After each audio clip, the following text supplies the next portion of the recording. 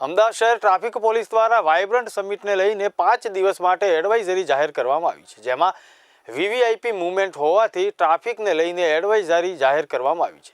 Indira બ્રિજથી ડફનાળાથી Subhash bridge route ઉપર ટ્રાફિકની શક્યતા છે. આ રૂટ સિવાયના વૈકલ્પિક રૂટનો ઉપયોગ કરવા અપીલ કરવામાં આવી છે. ગાંધીનગર જતા લોકો માટે વિસત અને નાના ચિલોડાનો વૈકલ્પિક રૂટ નક્કી કરાયો છે. તેમજ એરપોર્ટ જનારા લોકોને 2 કલાક વહેલા એરપોર્ટ ઉપર જવા માટે ઓથોરિટી દ્વારા સૂચન કરવામાં આવ્યું છે.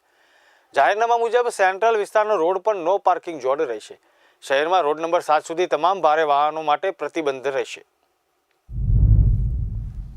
ગ્લોબલ ઇન્વેસ્ટમેન્ટ સમિટ અનુસંધાને અલગ અલગ દેશના જે હેડ ઓફ ધ સ્ટેટ્સ આ સાથે સાથે બિઝનેસ ડેલિગેશન્સ ને વીવીઆઈપી ગેસ્ટનું આવાગમન રહેવાનું છે. સાથે સાથે માનનીય વડાપ્રધાન શ્રી પણ આ કાર્યક્રમની અંદર ઉપસ્થિત રહેવાના છે. તેને ધ્યાને રાખતા અમદાવાદ ટ્રાફિક પોલીસ દ્વારા ટ્રાફિક વ્યવસ્થા જળવાઈ રહે તે અંગે આગોતરું આયોજન કરવામાં આવ્યું છે. પરંતુ અમદાવાદની તમામ જનતાને વિનંતી છે કે જે લોકો પણ એરપોર્ટ સર્કલની આસપાસ એટલે કે ઇન્દિરા બ્રિજથી એરપોર્ટ સર્કલથી ડફનાળા અને વૈષ્ણોદેવીથી એસજી હાઈવે પર મૂવમેન્ટ કરવાના છે, તમામને વિનંતી છે કે બિકોઝ ઓફ ધીસ આ વીવીઆઈપી મૂવમેન્ટના કારણે આ વિસ્તારની અંદર ટ્રાફિક જે છે ધીમું ચાલશે. એટલે જે લોકોને પણ એ પ્લાનિંગ હોય એ પ્રમાણે પોતાના સમયનું આગોતરું આયોજન કરીને આ વિસ્તારમાં નીકળવા માટે વિનંતી છે. સાથે સાથે જે લોકો એરપોર્ટ દ્વારા પ્રવાસ કરવાના હોય એ લોકોને પણ વિનંતી છે કે પોતાનું જે સમય છે એનાથી 2 કલાક આગળ ચાલી અને આ એરપોર્ટ તરફ જો આવવાનો રસ્તો પસંદ કરવામાં આવશે તો સમયસર એરપોર્ટ પર પહોંચી શકાશે.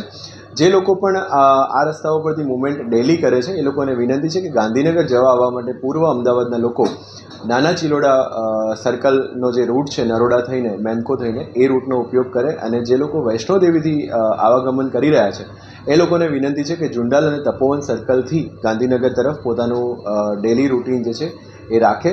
આ સાથે સાથે આવતીકાલે અમદાવાદની અંદર માનનીય વડાપ્રધાનશ્રી અને માનનીય પ્રેસિડેન્ટ ઓફ યુએઈનો જોઈન્ટ રોડ શો પણ એરપોર્ટ સર્કલથી ઇન્દિરા બ્રિજ સર્કલની વચ્ચે જવા થઈ રહ્યો છે, જેનું પબ્લિકનો આવવાનો સમય જે છે એ 3 વાગ્યાનો છે. એટલે જે પણ લોકો આ રસ્તાથી નીકળવાના હોય એમને વિનંતી છે કે 3 વાગ્યા પહેલાં આ રસ્તા પરથી પસાર થઈ જાય.